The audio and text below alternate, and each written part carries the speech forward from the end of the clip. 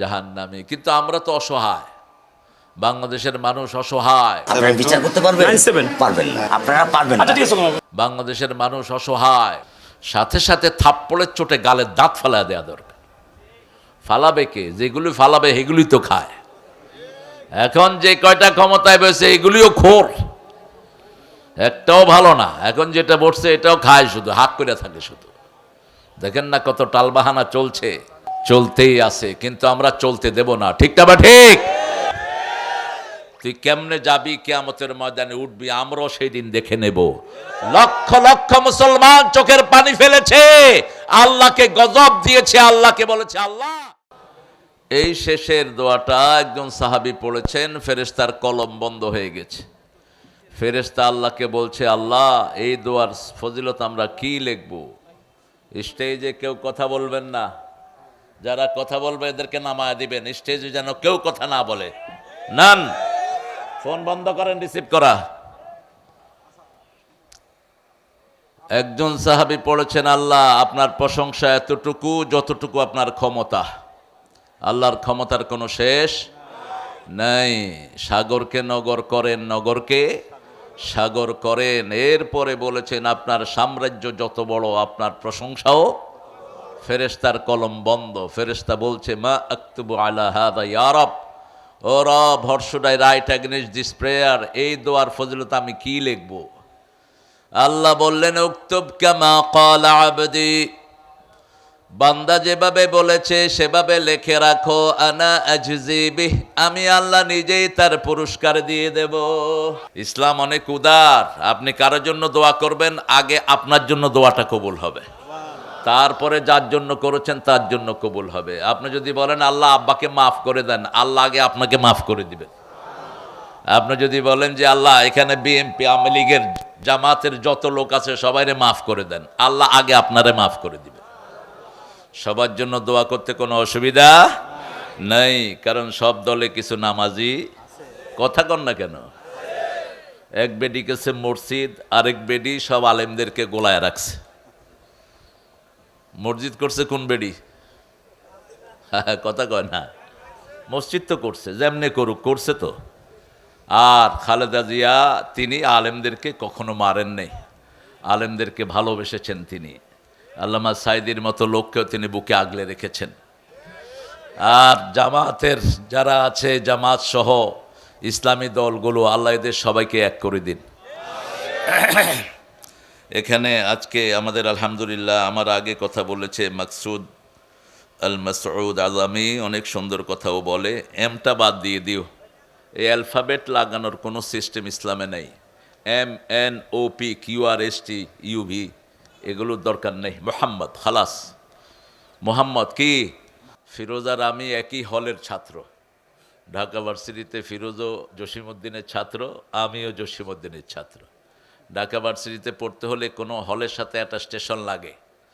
ও ছিল দোতলাতে, আমি তিনতলাতে ছিলাম। তা আমি ওর বেশি না, 7 বছর সিনিয়র আর কি। আমি 89-তে আমার শেষ হয়ে গেছে ইউনিভার্সিটি। আমি রাষ্ট্রবিজ্ঞানে ছিলাম ঢাকা ভার্সিটিতে, আর উনি ছিলেন ফিলোসফিতে। ভালো সাবজেক্ট।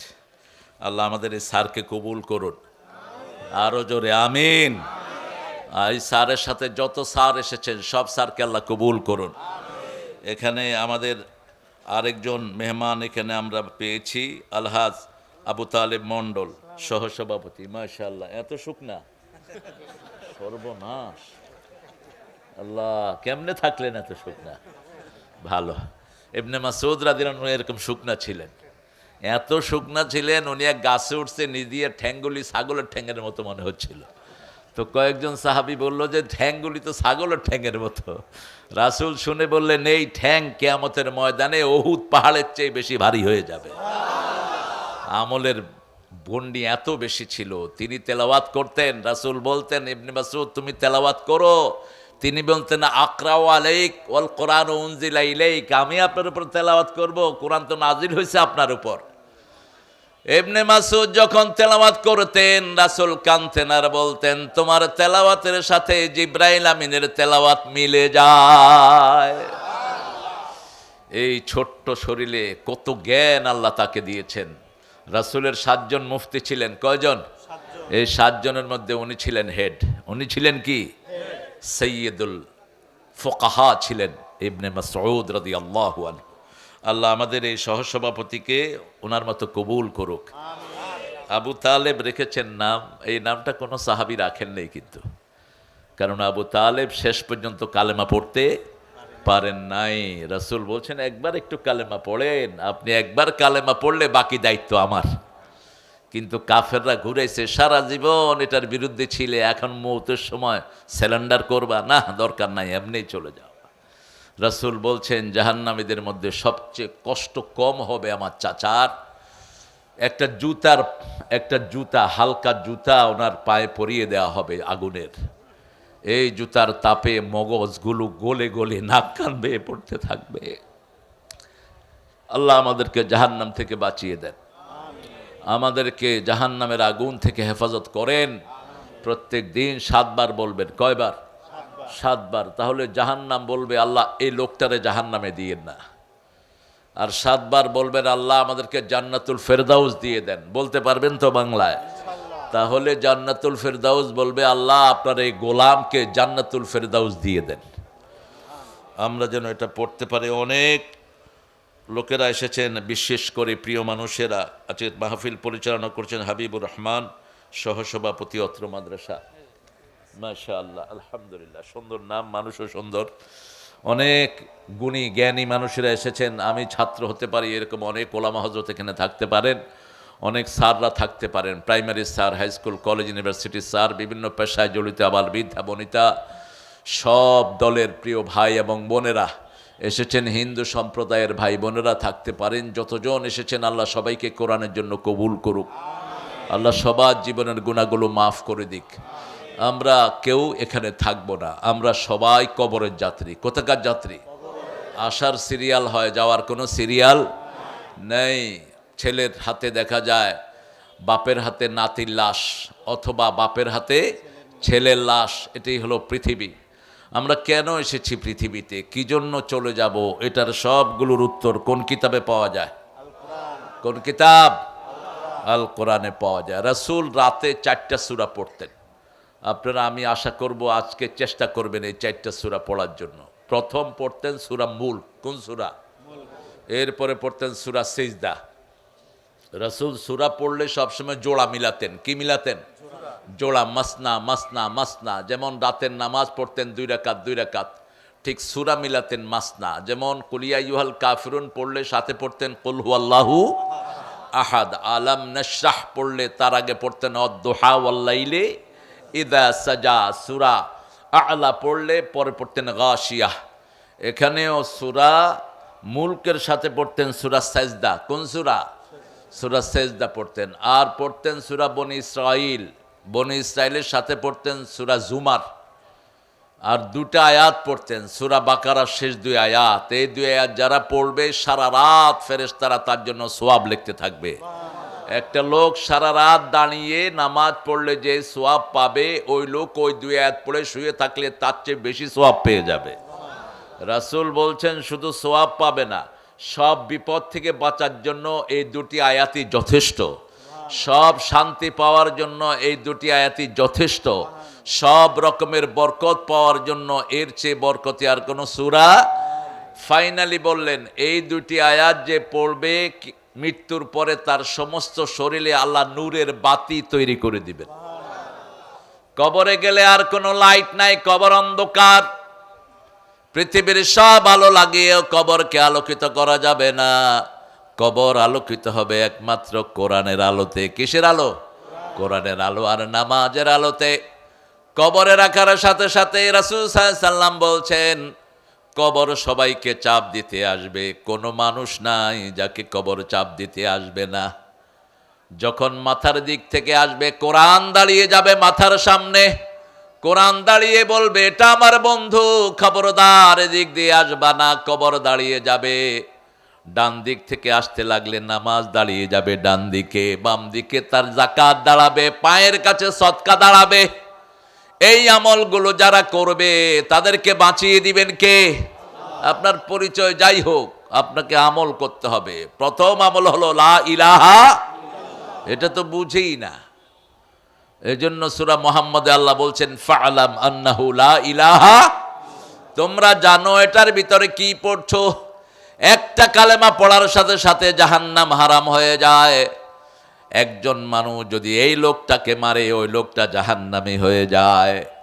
কালেমা যে পড়বে তার জন্য জিম্মাদার হয়ে যান কে?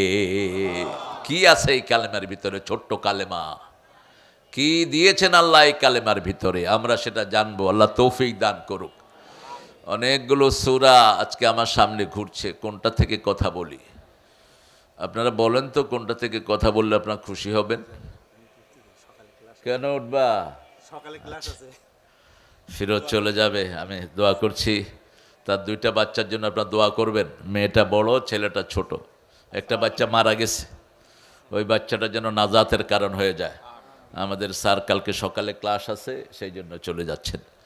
আল্লাহ স্যারকে সহি সালামতে পৌঁছিয়ে দিক। এখানে আরেকজনকে বসাও। হ্যাঁ, এখানে আরেকজনকে বসাও। গদি খালি রাখলে দেখো না, হাসিনা চলে যাওয়ার পরে ইনিস বসে গেছে। এটা খালি রাখলে আরেকজন বসে যাবে। বসো কেউ।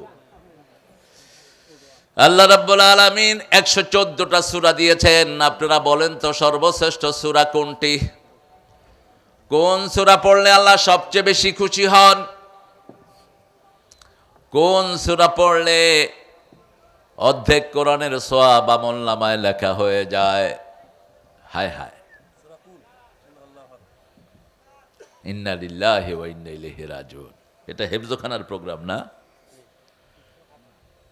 তো এই সূরার খবর জানেন না আপনারা? কোন সূরা ছাড়া নামাজ হয় না? কোন সূরা পরিপূর্ণভাবে প্রথম একসাথে নাজিল হয়েছে?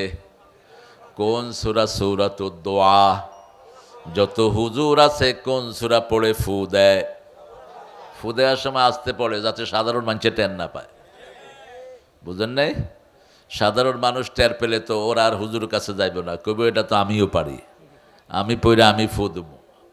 আমি ছোটবেলায় এক হুজুরের কাছে গেছিলাম ফু দেওয়ার জন্য। দেখি যে ফু দেওয়ার সময় আসতে কইতেছে। বললাম যে একটু জোরে পড়েন। কয় চুপ। আমি বললাম তোমার চুপ বাইর করুম, আমি একটু বড় হই। বুখারী শরীফ খুলে দেখি যে সূরা ফাতিহা পড়ে। কোন সূরা? সূরা ফাতিহা। ফু লাগলে মায়ের থেকে নেবেন। সারা দুনিয়ার হুজুর মিলে ফু দিলে যা না হবে, মা শুধু মাথায় বিসমিল্লাহ বলে হাত দিয়ে সবার আগে কবুল হয়ে যাবে। সারা দুনিয়ার সব আলেম, সব লোকেরা দোয়া করলে যা না হবে, পিতামাতা দোয়া করলে সবার আগে কবুল করে নেবেন কে?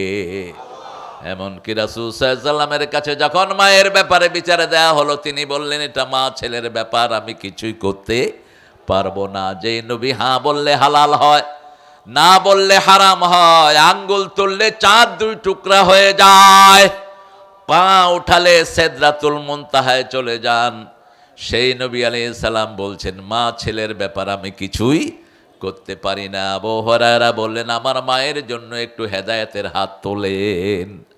রাসূল হাত তুললেন, আল্লাহুম্মা ইহদি উম্মা আবু হুরায়রা, হে আল্লাহ আবু হুরায়রার মাকে হেদায়েত দান করে দেন। তিনি দৌড়ানো শুরু করলেন। লোকেরা ধরল, দৌড়াও কেন? বলছে আমি দৌড়িয়ে দেখতে চাই আগে আমি বাড়ি যাই না আমার আগে রাসূলের দোয়া আমার বাড়ি চলে যায়। গিয়ে দরজা নক করলেন। গত রাতের সেই কর্কশ শিরকের কর্কশ কণ্ঠ তিনার নাই। তিনি দরজা খুলে বললেন, বাবা গত রাতে তোমাকে মেরে বড় ভুল আমার হয়ে গেছে। যে কালেমা তোমাকে এত বড় করেছে, আমি তোমার গায়ে হাত তুলেছি, তুমি নীরবে সহ্য করেছো। আমাকে সেই ইসলামের কাছে নিয়ে চলো, আমি পড়ে নেই লা ইলাহা ইল্লাল্লাহু মুহাম্মাদুর রাসূলুল্লাহ সাল্লাল্লাহু।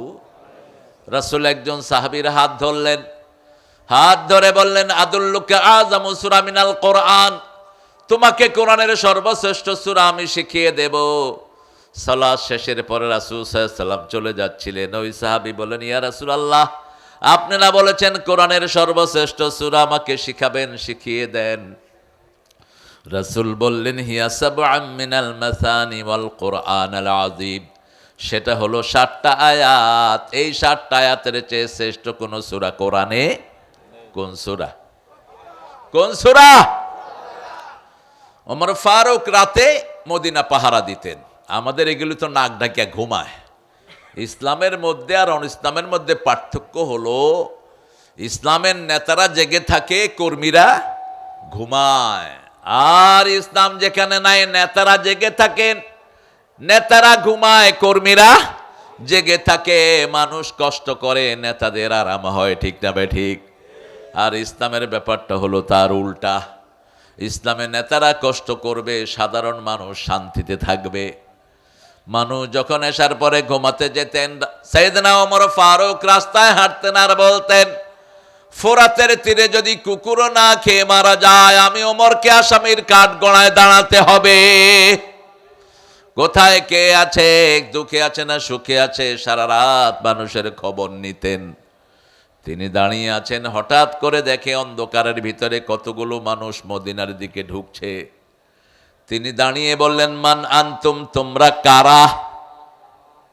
ওমরকে দেখলে শয়তান রাস্তা চেঞ্জ করে ফেলতো, বুখারীর হাদিস।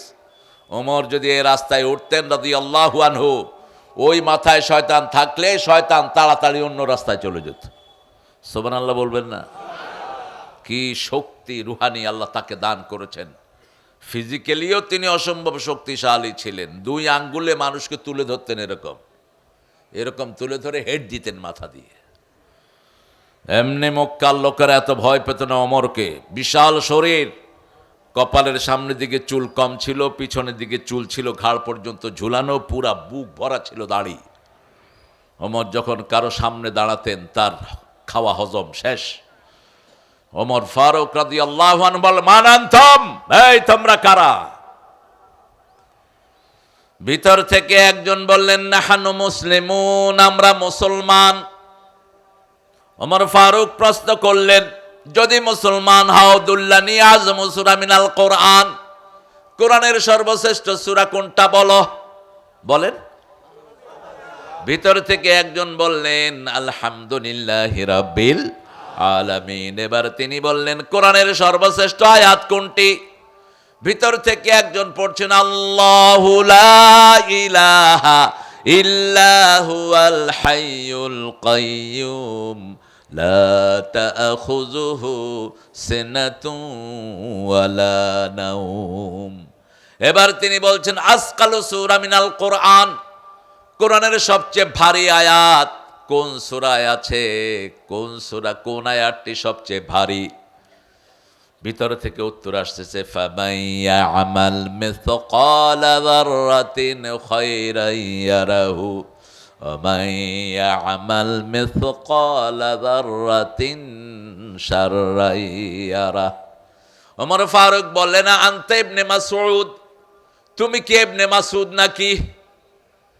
ইবনে মাসউদ বললেন, আনতা ওমর, তুমি কি ওমর নাকি? অন্ধকারের ভিতরে একজন আরেকজনকে চিনে ফেললেন, জড়িয়ে ধরলেন দুইজনকে। জড়িয়ে ধরার পরে দুইজনকে নিয়ে মসজিদ নববীতে গেলেন। আলহামদুলিল্লাহ। মানিককে কি চিনে? মানিক চিনে। আর শিয়ালে চিনে কচু নাকি? এটা ওই বেরিয়ে বলতো খুব। শিয়ালে কচু চিনে কি চিনে? শিয়ালে কচু খায় কোনোদিন? আন্দাজে কইলে হলো, শিয়ালে চিনে মুরগি। শিয়ালে কি চিনে? মুরগি চিনে। শিয়াল মুরগির তালাশে থাকে, কচু খায়া গলা চুলকাইবে কেমনে?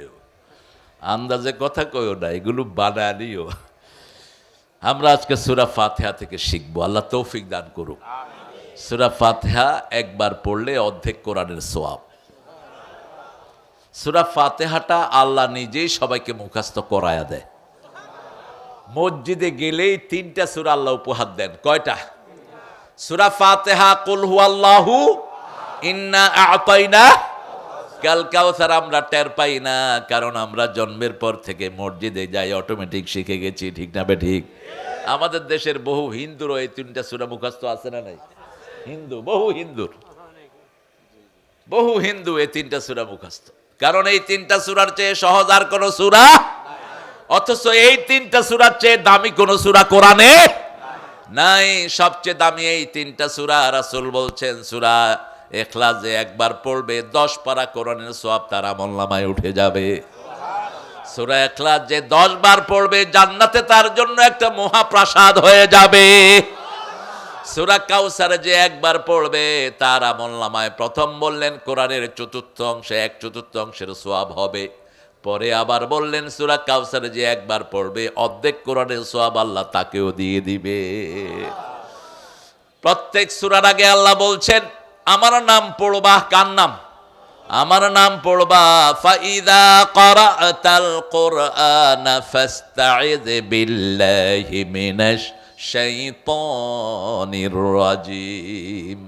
সূরা আরাফে আয়াতটি এসেছে শেষের দিকে, আবার সূরা ফুসসিলাতের ভিতরে আল্লাহ একই আয়াত উল্লেখ করেছেন ফাইদা ক্বারাতাল কুরআনা ফাস্তাইয বিল্লাহি মিনাশ শাইতানির রাজিম। যখন তোমরা কোরআন পড়বা শয়তান থেকে আশ্রয় চাও, কারণ শয়তান কোরআন সহ্য করতে পারে। এই জন্য বিগত সরকারের লোকগুলো কোরআন সহ্য করতে পারত। কোরআনের সবচেয়ে বড় প্রেমিককে জেলখানায় 13 বছর রেখে ইনজেকশন দিয়ে বিদায় করে দিয়েছে। আমি আপনাদের এই পাবনা এসে কত ফিরে গেছি। এই যে ছুপ্পু, যেটা ছুপ্পু নাকি এটার নাম, চুপ্পু, শাহাবুদ্দিন চুপ্পু, এই বেডা আমার মাহফিল বন্ধ করেছে।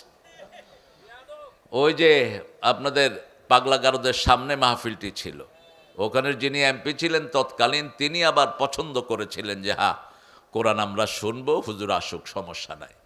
কিন্তু চুপ্পু আর চুপ্পুর পোলা মিলে এটাতে 44 ধারা জারি করছে। আল্লাহ যেন তোর বেহেশতের উপর 44 ধারা জারি করে দেয়। তুই কেমনে যাবি কিয়ামতের ময়দানে উঠবি, আমরাও সেই দিন দেখে নেব। লক্ষ লক্ষ মুসলমান চোখের পানি ফেলেছে, আল্লাহকে গজব দিয়েছে, আল্লাহকে বলেছে আল্লাহ এই চুপ্পুর পরিবারের উপর তুমি গজব নাজিল করো। এসপির সাথে কথা বলা হয়েছে, এসপি বলছে আমার হাত পা বাঁধা, আমাকে প্রেসিডেন্ট বলেছে এই প্রোগ্রামটা যেন না হয়। আমরা কোরআনের পক্ষে থাকবো, ঠিক না ঠিক? পক্ষে থাকতে রাজি আছেন তা মুসলমান হাত তুলে দেখে দাও।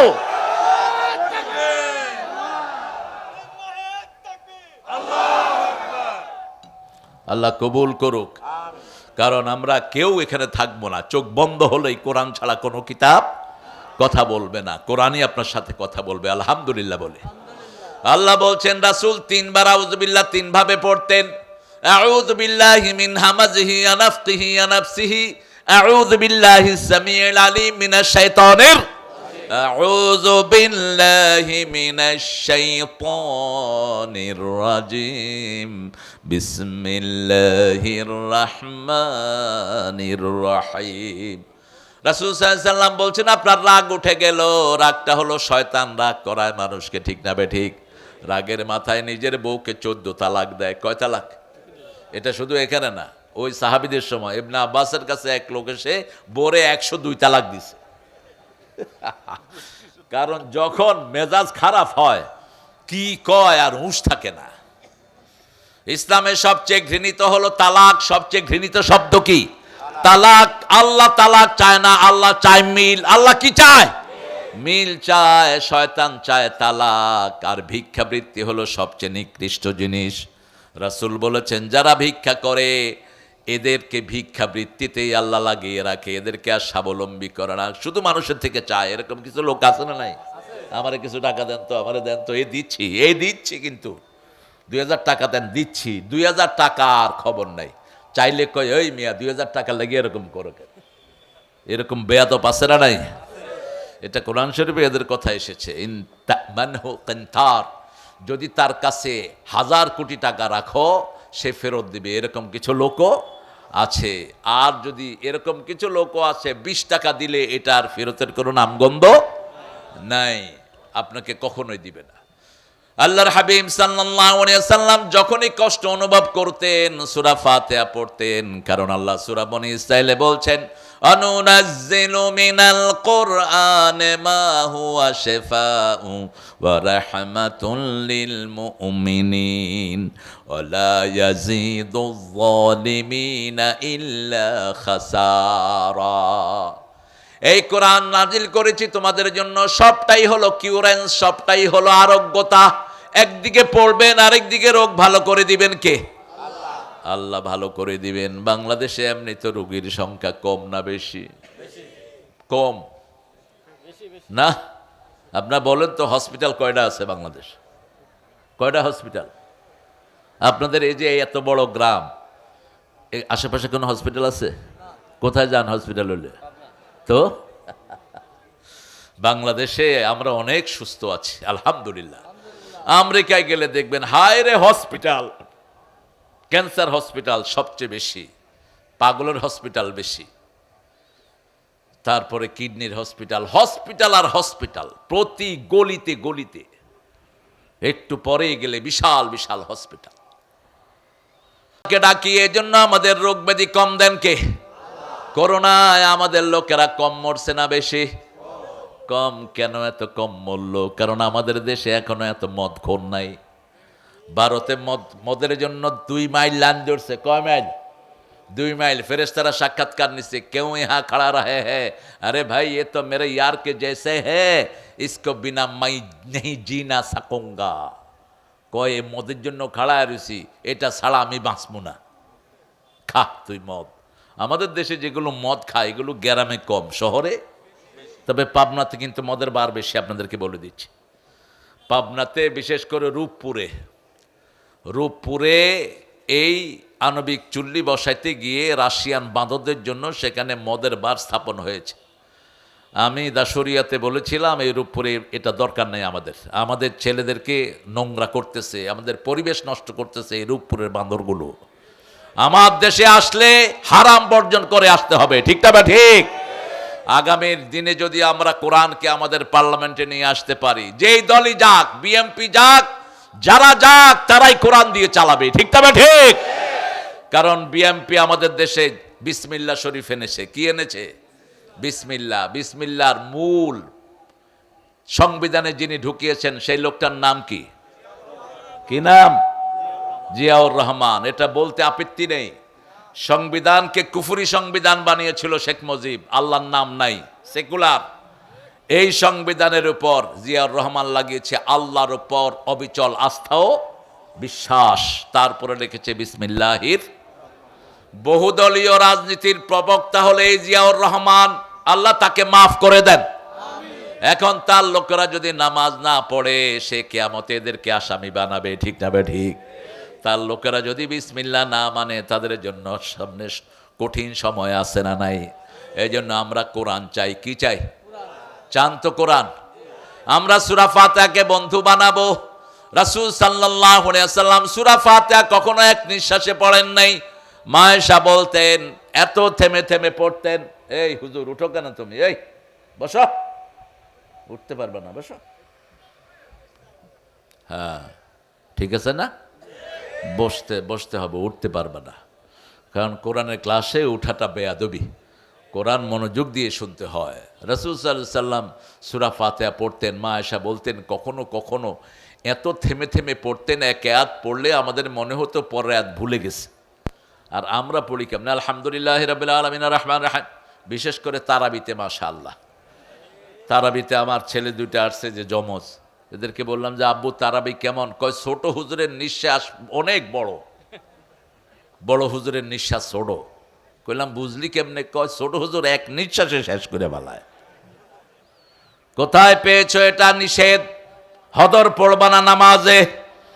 নামাজে পড়তে হলে সূরা মুজাম্মিলে আল্লাহ বলছেন, কুমিল লাইলা ইল্লা কালিলা নিসফাহু ওয়া বিনকুস মিনহু কালিলা আও জিদ আলাইহি ওয়া রাত্তিলিল কোরআন তারতিলা।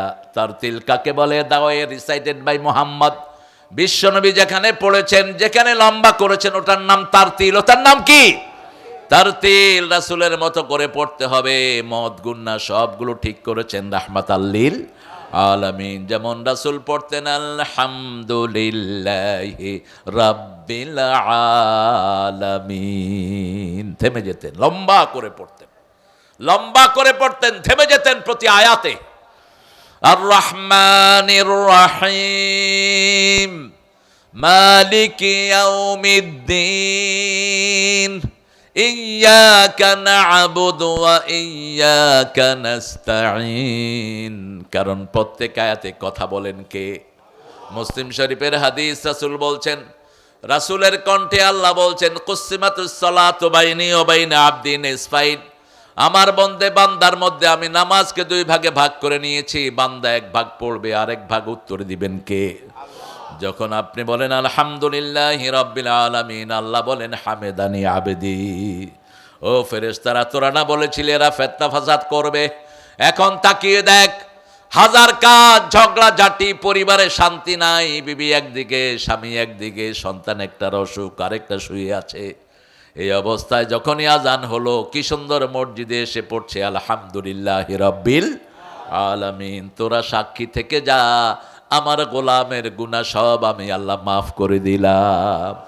হামেদানি আব্দি, আল্লাহ আমাদেরকে নিয়ে গর্ব করে যারা নামাজে দাঁড়ায়। এরপরে যখন আপনি বলেন আর রহমানির রহিম, আল্লাহ বলেন মাজ্জাদানি আবেদি, আমার গোলাম আমার বড়ত্ব বর্ণনা করছে। আপনি যখন বলেন মালিকি ইয়াউমিদ্দিন, আল্লাহ বলেন আসনা আলাইয়া আব্দি, বান্দা আমার উপর প্রশংসার ফুল ঝুড়ি দিচ্ছে। আপনি যখন বলেন ইয়্যাকা না'বুদু ওয়া ইয়্যাকা নাস্তাঈন, আল্লাহ বলেন হাযা বাইনি ওয়া বাইনা আবদি ওয়া আবদি মা সাআল, এটা আমার মধ্যে, বান্দার মধ্যে, বান্দা আমার ইবাদত করবে, বান্দার সব প্রয়োজন পূরণ করে দিবেন কে? পাবনা তো এখন বাংলাদেশের শ্রেষ্ঠ জেলা। সবচেয়ে বেশি ঔষধ তৈরি হয় কোথায়? জোরে বলেন। বাংলাদেশের সবচেয়ে বড় ঔষধ কোম্পানির যে খ্রিস্টানটা মারা গেছে, এটার বাড়ি কোথায়? কি নাম জানি এটার? আতাইকুলা। এই বেটার আগের নাম কি ছিল? পোড়া কপাল। ইয়াকুবের ঘরে কুয়েস, তুই স্যামসাং চৌধুরী হয়েছ। এই যে দুনিয়াতে রেখে গেছস, কিছুই তো কবরে নিয়ে যেতে পারলি না। ঠিক না? ঠিক। কি আফসোস এদের জন্য। অন্তত সামান্য ঈমানও নিয়ে গেলে নাজাতের ব্যবস্থা হতো। কিছুই নাই, ইসলাম থেকেই খারিজ। আমরা যেন ইসলাম নিয়ে যেতে পারি, আল্লাহ তৌফিক দান করেন। ইসলাম নিয়ে যেতে রাজি আছেন তো? আল্লাহ আমাদেরকে মুসলমান হিসাবে মৃত্যু দান করেন। এটা কার কথা? সূরা আল ইমরানের ৩ নম্বর আয়াতে আল্লাহ বলছেন, ইয়া আইয়ুহাল্লাযীনা আমানুত্তাকুল্লাহা হাক্কা তুকাতিহি ওয়া লা তামুতুন্না ইল্লা ওয়া আনতুম মুসলিমুন। ১০৩ নম্বর আয়াতে আল্লাহ বলছেন, ও মুমিনেরা, আল্লাহকে ভয় করো, ভয় করার মতো ভয় করো, মুসলমান না হয়ে কবরে যেও না। মুসলমান কাকে বলে? মান আসলামা ওয়াজহাহু লিল্লাহ, যে আল্লাহর কাছে নিজেকে আত্মসমর্পণ করেছে। রাস্তা দিয়ে যাওয়ার সময় মন চায় ওই গাছের ফল খায়, ওই গাছের আম ছিঁড়ি, কিন্তু আল্লাহ বলছেন না, ওটা তোমার নয়, তুমি ওটা ছিঁড়তে পারবা? জমিনে কাজ করতে গেলে আরেকজনের জমির আইল ঠেলে নিজের জমিতে নিয়ে আসে। আল্লাহ বলছে না, তোমার হাত ওই কাজটা করলে তুমি মুসলমান থাকতে পারবা না। অফিসে বসে আপনি ঘুষ খান, আল্লাহ বলছেন আর রাশি অল মুরতাশি কিলাহুমা ফিন্নার। ও নবী, আপনি বলেন যে ঘুষ খায়, যে ঘুষ দেয়, দুইজনই কোথায়? জাহান্নামে। কিন্তু আমরা তো অসহায়, বাংলাদেশের মানুষ অসহায়, ঘুষ ইচ্ছা করে বাইর করে। ঠিক না? ঠিক। ঘুষ দিবেন না, কাজ নাই। মাদ্রাসায় শিক্ষক নিয়োগ, সেখানে ঘুষ আছে না নাই? আরে কথা কন না কেন? মসজিদের ইমাম হেন আছে? আরে মেয়ে হেনে নাই, আন্দাজে কথা কন কেন? দেখাইতে পারবেন নি একটা মসজিদের ইমাম নিয়োগে ঘুষ লাগছে? তো আন্দাজে কথা কন কেন? মাদ্রাসায় আছে, মাদ্রাসায় আছে। আর স্কুলে তো মাশাআল্লাহ মনে হয় এটা ওনাদের জন্য হালাল। এমন ভাবে খায়, কয় আপনি তো পরীক্ষা ভালো করছেন, কিন্তু স্যার আমাদের এখানে তো একটা নিয়ম আছে, আমাদের এখানে প্রত্যেক টিচার নিয়োগ হইতে হলে 12 লক্ষ টাকা লাগে। সাথে সাথে থাপ্পড়ের চোটে গালের দাঁত ফালা দেওয়া দরকার। ফালাবে কে? যেগুলি ফালাবে সেগুলি তো খায়। এখন যে কয়টা ক্ষমতায় বসে এগুলিও খোর, একটাও ভালো না। এখন যেটা বসছে এটাও খায়, শুধু হাত করে থাকে শুধু। দেখেন না কত টালবাহানা চলছে। দেশের ইলেকশন যেন না হয়, টালবাহানা চলতেই আছে, কিন্তু আমরা চলতে দেব না। ঠিক না? বা ঠিক। আমরা চাই সুন্দর সুস্থ একটা নির্বাচনের মাধ্যমে আল্লাহর প্রিয় গোলামেরা এই দেশ চালানোর ব্যবস্থা গ্রহণ করুক, আল্লাহ কবুল করুক। আল্লাহ রাব্বুল আলামিন বলছেন আমার কাছে আশ্রয় চাও। আমরা বললাম আল্লাহ কেন আশ্রয় চাইতে হবে? আল্লাহ বলছেন আশ্রয় যারা চাইবে না তারা দুনিয়ায় চলতে পারবে না। আশ্রয়ের দরকার আছে। চারিদিকে শুধু রোগ আর রোগ, বাতাসের ভিতরে লক্ষ রোগ ঘুরে বেড়ায়। আশ্রয় দেওয়ার মালিককে। করোনার সময় মায়ের শরীর ভালো, মায়ের পেটে শিশুর গায়ে কি হয়েছে? করোনা। শিশুর কি? করোনা। রাখে আল্লাহ, মা রেখে। কত আমাদের দেশের পাশের দেশ এত বেশি মারা গেছে, যমুনার পানির স্রোত বন্ধ হয়ে গেছে, এত বেশি মারা গেছে। পোড়াইতে পোড়াইতে আল্লাহ নাই সব নদীতে ফেলছে। আমেরিকাতে 10 লক্ষ লোকের উপরে ঘরের ভিতরে কতগুলো পরে মরে পড়েছিল কোনো হিসাব নাই।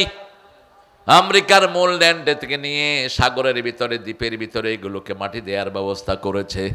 কিন্তু বাংলাদেশ গরিব দেশ, সেই দেশটাকে হেফাজত করে দিয়েছেন কে? কারণ যেদিন করোনা প্রথম শুরু হয় বেনমাজি গিয়ে মসজিদে ঢুকছে, ঠিক না বে ঠিক? ফজরের সময় দেখি যে মসজিদে আর জায়গা নেই। ফজরের সময় মসজিদে গেলাম, জায়গাই নেই, একদম প্যাকড আপ। বললাম এই তোমরা কোত্থেকে আসছো সিজনাল মুসল্লিরা? কয় আপনি শুনেন নেই আমগো দেশে করোনা আইছে। করোনা? তাহলে করোনা মানে কি করবো না? কয় করোনা না, করমুনা না, এটা এমন রোগ ধরলেই ফিনিশ। তো তোমরা আইছো কে? কয় আল্লাহর কাছে না যাতে চেয়েছি। অধিকাংশগুলো অজুও যারা না কিন্তু মসজিদে গেছে, হেফাজত করবেন কে? মসজিদ কার ঘর? কার ঘর? আল্লাহর ঘর। আল্লাহর ঘরে ঢুকলে হেফাজতের দায়িত্ব নেন কে? এই জন্য আল্লাহর ঘরে কেউ ঢুকলে আপনি তাকে মসজিদ থেকে বের করবেন না। একজন সাহাবী পেশাব করে দিয়েছে, তাকেও বের করা হয় নাই। রাসূলের আলোচনা শুনতে শুনতে পেশাব যে কখন পড়ে গেছে কইতেই পারবে না। সাহাবাই কেরাম দেখে যে পানি বের হইতেছে, এখন তো হাত গুটায় নিছে, তুই বেড়া এই কাম করার জায়গা পালি না। রাসূল দেখলেন, দেখে বললেন বাশশিরু ওয়ালা তুনাফিরু আশশিরু ওয়ালা তুআশশিরু বুইসতু মুআশশিরিন। বুখারীর হাদিস। এই সহজ করে দাও, কঠিন করে দিও না। সুসংবাদ দাও, দুঃসংবাদ দিয়ে সরিয়ে দিও না। আমি সুসংবাদ দান করার, সহজ করার জন্য দুনিয়াতে এসেছি। সবার হাত নেমে গেল, মাহফিল শেষ হলো।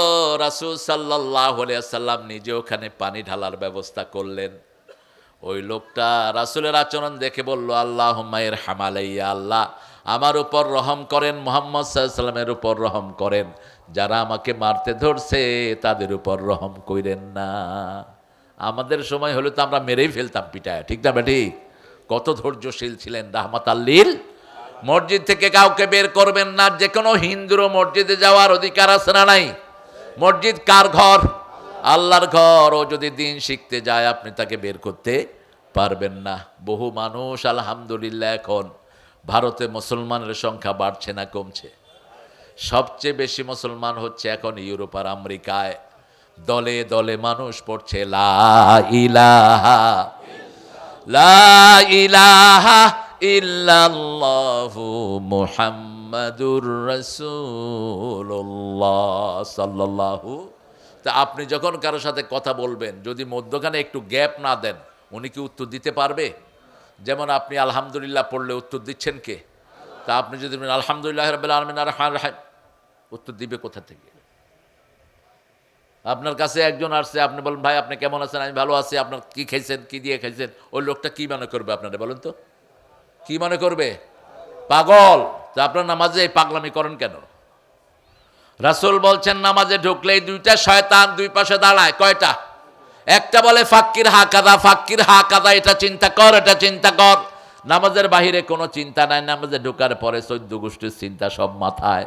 দোকানের কোথায় কোন কুকাম করে থুয়ে আসছে সেটাও মাথায় ঘুরে, ঠিক তবে ঠিক। এই জন্য নামাজে ঢোকার সময় আশ্রয় চাইতে হবে কার কাছে? আল্লাহর কাছে। আল্লাহ আশ্রয়ের জন্য 2টা সূরা শিখিয়েছেন।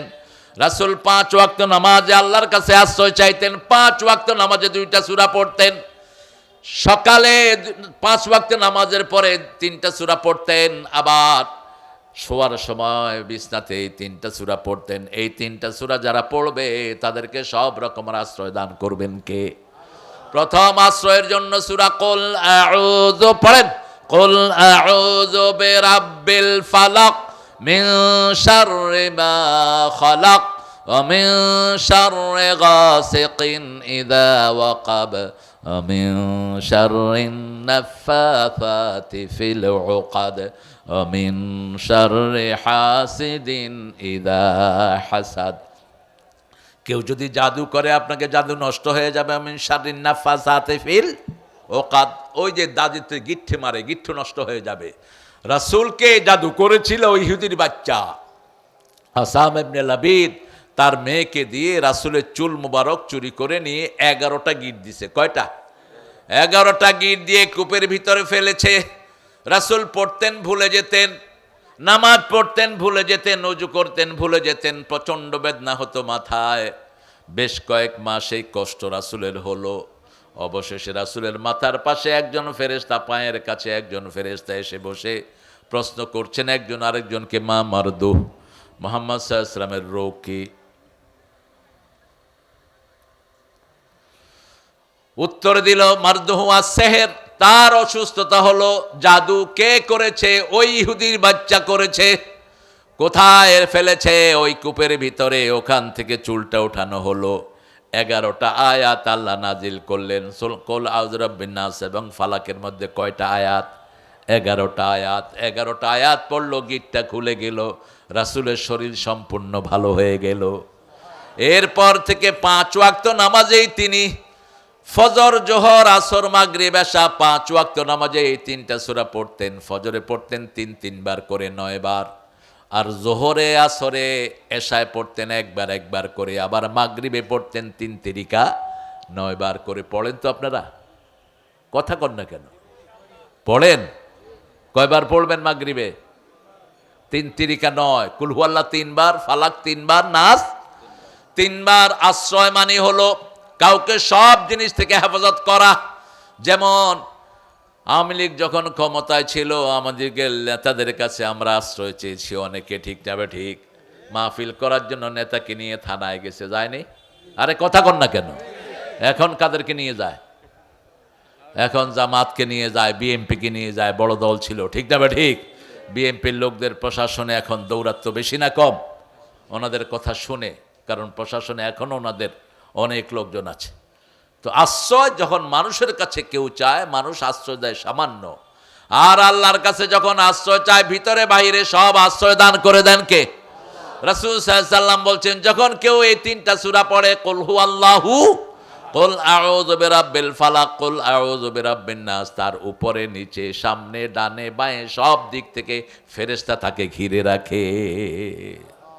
আপনি দেশের যত বড় প্রেসিডেন্ট হোক, সামনে পিছে কিছু গার্ড থাকে, ঠিক না? ঠিক। কিন্তু সারাক্ষণ তার শরীরের লাগে লেগে থাকার কোনো গার্ড তার কাছে থাকে না। কিন্তু যখনই এই 3টা সূরা পড়বেন, আপনাকে সব দিক থেকে পাহারা দিবেন কে? এখন বলেন, ফেরেশতার সাইজ কত? একজন ফেরেশতা কত বড় হয়? সবচেয়ে ছোট ফেরেশতার সাইজ কত? যখন নাজিল হলো জাহান্নামে 19 জন ফেরেশতা, আবু জেহেল, আবু লাহাব বলল, ওই তোরা কে, কোথায় আছিস? বেরিয়ে আস। মোহাম্মদ বলছে 19 জন ফেরেশতা জাহান্নাম কন্ট্রোল করবে। তোরা কে কে, কয়জনকে জাহান্নামের ফেরেশতারা রাখবি? একটা উঠাকে, আমি একলাই 10টাকে রাখুম, আমি হলাম মক্কার সবচেয়ে শক্তিশালী লোক। এবার মক্কার কাফেররা মিলে আরো কয়েকজনকে ভাগ করে দিল, যে ঠিক আছে 19 জন ফেরেশতাকে আমরা ধরে রাখবো, আর ধরে রেখে জাহান্নামের কন্ট্রোল আমরা নেব, মুহাম্মদের সব লোকগুলোকে জাহান্নামে দেব, আমরা সব জান্নাতে গিয়ে বসে থাকব। আল্লাহর হাবিবের মাধ্যমে আল্লাহ জানালেন এক একজন ছোট ফেরেশতার সাইজ কত। রাসূল বললেন, একজন সবচেয়ে ছোট ফেরেশতা হলো উহুদ পাহাড়ের সমান। আরো আস্তে কোন সুবহানাল্লাহ। এখন বড় ফেরেশতার সাইজ জিজ্ঞেস করা হলো, যেগুলো উঠে বদদোয়া দিয়ে দিব, বুঝছো? উঠো কেন? এই বদদোয়া দেব, বিছনায় চিত হয়ে পড়ে থাকবা 3 মাস। তুমি দেখছো না কোরআন দিয়ে কথা বলছি? সোনাবানের পুঁথি পড়ছি না মূর্খ? কোরআন শোনার নিয়ম কোরআনে আছে না নাই? কথা বলেন না কেন? কি নিয়ম বলেন? ইযা কুরিয়াল কুরআনু ফাসতামিউ লাহু ওয়া আনসিতু লাআল্লাকুম তুরহামুন। যখন কোথাও কোরআন পড়া হয়, আগে দিবে কান, তারপরে দিবে মন। আশা করা যায় সব রহমত আল্লাহ তোমাকে দান করে দিবে। সাহাবায়ে কেরাম যখন রাসূলের বয়ান শুনতেন, পাখি মনে করতে এগুলো মানুষ নয়, এগুলো গাছ। এগুলো কি? মাথার উপরে পাখি বসে যেত, এত স্থবির হয়ে থাকতেন। আর যখন মাঝে মধ্যে সুবহানাল্লাহ বলতেন, 4-5 মাইল দূর থেকে আওয়াজ শোনা যেত। আর আমাদের এই কত হাজার লোক সুবহানাল্লাহ বলছে, নিজেও শুনে নেই। একটু বলেন তো জোরে সুবহানাল্লাহ। এই শুকনা শরীরে আওয়াজ কিন্তু বেশি। আবার বলেন সুবহানাল্লাহ। আমরা সব সময় আমাদেরকে আল্লাহর প্রোটেকশনে রাখবো। কার প্রোটেকশন? আল্লাহর প্রোটেকশন। রাতের বেলায় যখন আয়াতুল কুরসি পড়বেন, উহুদ পাহাড়ের মতো একটা ফেরেশতা আপনার শরীরের কাছে দাঁড়িয়ে থাকবে। সারা রাত আল্লাহর পক্ষ থেকে আপনার পাহারাদার হয়ে যাবে। যখন বের হবেন, কুল হুয়াল্লাহু আহাদ। রাসূল যখন ইনসিকিউর ফিল করতেন, যখনই কোনো নিরাপত্তাহীনতা ভুগতেন, রাসূল সাথে সাথে এই 3টা সূরা পড়ে নিজেকে ফু দিয়ে দিতেন। আসুন এখন আমরা এটার অর্থের দিকে যাই। আউযু বিল্লাহি মিনাশ শাইতানির রাজিম। আশ্রয় চাই কার কাছে? বিতাড়িত শয়তান থেকে। বিসমিল্লাহির রহমানির। সব কাজের আগে একজনের নাম, তিনি কে? তিনি দয়ালু, তিনি মেহেরবান। আলহামদুলিল্লাহি রাব্বিল আলামিন। আলহামদু আলিফ লাম ইস্তিগরাকি। পৃথিবীতে যত প্রশংসা, সব প্রশংসার মালিক কে? একজন মানুষের চেহারা সুন্দর, প্রশংসাকার। আমার এই পাবনাতে সব ফসলগুলো সুন্দর। আপনাদের এখানে দেখছি কাঁচা মরিচও কি সুন্দর, এত সবুজ কাঁচা মরিচ ঢাকায় নাই। ঢাকায় আপনারা পাঠাইলে বাসি টাসি হইয়া, এগুলি আমরা ঘরে নেই। এখানে তো গাছ থেকে ছিঁড়ে এনেছে, তাজা তাজা, মনে হয় শুধু কাঁচা মরিচই খাই। এত তাজা জিনিস এখানে, আলহামদুলিল্লাহ বলে। এগুলির জন্য প্রশংসা কার? আল্লাহর প্রশংসা। আপনার ছেলেটা ভালো রেজাল্ট করেছে, প্রশংসা কার? আল্লাহর প্রশংসা। বাংলাদেশে এখন ধরাধরি নাই, মামলা নাই, গুম নাই, প্রশংসা কার? আল্লাহর প্রশংসা। সেজন্য আল্লাহ বলছেন আলহামদুলিল্লাহি রাব্বিল। আমরা বললাম আল্লাহ এই প্রশংসাটা আর কারা করে? আল্লাহ বলছেন সবচেয়ে বড় হলো আমার আরশ। এই আরশ বহনকারী ফেরেশতারা আমার প্রশংসা আলহামদুলিল্লাহ করে। সূরা জুমারের শেষ আয়াতে আল্লাহ বলছেন অতারাল মালাইকাতা হাফিনা মিন হাউলিল আরশ ইউসাব্বিহুনা বিহামদি রাব্বিহিম ওয়া কুদিয়া বাইনাহুম বিল হক ওয়া কিলা আলহামদুলিল্লাহি রাব্বিল আলামিন। রাসূল সাল্লাল্লাহু আলাইহি সাল্লাম বলছেন সবচেয়ে বেশি যে আলহামদুলিল্লাহ পড়ে, সবার আগে সে জান্নাতে চলে যাবে। সবচেয়ে বেশি আলহামদুলিল্লাহ পড়েছেন রাহমাতাল লিল, সবার আগে তিনি জান্নাতে চলে যাবেন। আপনার বিবি আপনার জন্য সুন্দর রাঁধছে, প্রশংসা কার? আর ডাইলে একটু লবণ কম হয়েছে, গুসা কার? কত শয়তান আছে বিবিরে কিলায়। হুজুর একটা ধরা গেছে বিবিরে কিলায়। তুই হুজুর না মুজুর? কেন তুই বিবির গায়ে হাত দেস? একজন নবীও বিবির গায়ে হাত দিতেন না। আল্লাহ 5 বার ফরজ করেছেন বিবির সাথে সবচেয়ে সুন্দর ব্যবহার করা। প্রথম বললেন সূরা নিসার 19 নম্বর আয়াত, আশিরুহুন্না বিল মারুফ। পারিবারিক জীবনে সবচেয়ে সুন্দর ব্যবহার কার সাথে করতে হবে? কখনো কোনো বিবিকে তুচ্ছ তাচ্ছিল্য তো দূরের কথা, নাম ধরে রাসূল ডাকেন নাই। মা খাদিজার সাথে জীবনে ঘর করেছেন, ওনাকে তহেরা বলে ডাকতেন। কি বলে? তহেরা। আর মা খাদিজা রাসূলকে ডাকতেন আলামিন বলে। আল্লাহু আকবার। এই মা খাদিজার সমস্ত সম্পদ রাসূলের হাতে তুলে দিয়েছেন, কোনোদিন হিসাব চায়নি। আবার এই মা খাদিজাতুল কুবরা, রাসূল তখনও রিসালাত পান নাই, নবুয়ত পান নাই। রাসূল যখনই বাহির থেকে আসতো, দরজায় নক করার আগেই ভিতর থেকে দরজাটা খুলে যেত। রাসূল বলতেন আপনি কি ঘুমান না? বলছে আপনি যখন আসেন না, দরজা তাকে বিছনা বানায়, আমি ঘুমিয়ে থাকি। আমি দরজার সাথে পিঠ লাগিয়ে দাঁড়াই যাতে আপনার কষ্ট না হয়। রাসূলকে সবচেয়ে কাছ থেকে চিনেছেন খাদিজাতুল কুবরা রাদিয়াল্লাহু। এই জন্য আল্লাহ রাব্বুল আলামিন স্বয়ং আরশ থেকে খাদিজার জন্য সালাম পাঠিয়েছেন। আবার রাসূল বলছেন ও আমার প্রিয়তমা তাহেরা, আমরা মারা গেলে কবরে প্রশ্ন হবে, প্রশ্নের উত্তর না দিতে পারলে কবর থেকে আযাব শুরু হয়ে যাবে। খাদিজা রাদিয়াল্লাহু আনহা কাঁদা শুরু করলেন। রাসূল সাল্লাল্লাহু আলাইহি সাল্লাম বলেন, আপনি কাঁদবেন না, আপনার চোখের পানি আমি সহ্য করতে পারি না। বলছি, ইয়া রাসূলুল্লাহ, জানি না কে আগে মারা যায়, তবে আমি আগে মারা গেলে আপনাকে কথা দিচ্ছি, আমি যদি আগে মারা যাই, রাসূল বলছেন, ও খাদিজা, আপনি যদি আমার আগে চলে যান, আমি কবরের পাশে দাঁড়িয়ে আপনার প্রশ্নের উত্তরগুলো আমি দিয়ে দেব। মা খাদিজা চলে গেলেন। একই বছর চলে গেলেন রাসূলের চাচা আবু তালেব। এই বছরকে রাসূলের জীবনের যন্ত্রণার বছর বলা হয়, আমুল হুজন, ইয়ার অফ স্যাডনেস। সবচেয়ে বেশি কেঁদেছেন এই বছর তিনি। কষ্ট হচ্ছে আপনাদের? একটু কিরকম জানি আনবো না আপনারা? হ্যাঁ, মা আনজালনা আলাইকাল কোরআন লিতাশকা। কোরআন কষ্টের জন্য আসে না। এই যে মুখ ভেসকা টেসকা তেলাওয়াত করে যে নিষেধ, তেলাওয়াত করতে জান বেরিয়ে যায়, করস কেন তেলাওয়াত? এমনি করে হেমনে করে যে করে, কি মনে হয় যে একটা আযাব হইতেছে তার। হ্যাঁ, তোরে কইছি কে এত কষ্ট করতে? এত কষ্ট করে কোরআন পড়ার কোনো দরকার নেই। কোরআন এসছে আপনার কষ্ট দূর করার জন্য, ঠিক না? ঠিক। আপনি একটু টেস্ট করেন না, কোরআনকে টেস্ট করেন, টেস্টিফাই ইট। আপনার যে কোনো রকমের কষ্ট হচ্ছে, আপনি কোরআন তেলাওয়াত শুরু করেন, আপনি দেখবেন কোন সময় কষ্ট চলে গেছে আপনি টেরও পাবেন না। আপনি একটু টেস্ট করেন কোরআনকে। আমরা টেস্ট করেই বলছি, যে কোনো মনের ব্যথা, বুকের যন্ত্রণা, যে কোনো রকমের না পাওয়ার ব্যথা, আপনার আত্মীয় স্বজন কেউ চলে গেছে, আপনি কোরআন পড়েন, সান্ত্বনা দান করবেন কে? রাসূল সাল্লাল্লাহু আলাইহি ওয়াসাল্লাম যখনই কষ্টে পড়তেন, সবার আগে পড়তেন আলহামদুলিল্লাহি রাব্বিল। এই সূরাটা ঠান্ডা ভাবে আস্তে আস্তে পড়তেন। মা খাদিজা চলে গেল, রাসূল নিজে ওনাকে ধোয়ালেন। আমাদের দেশে অনেকগুলো ডিস্ট্রাকশন আছে।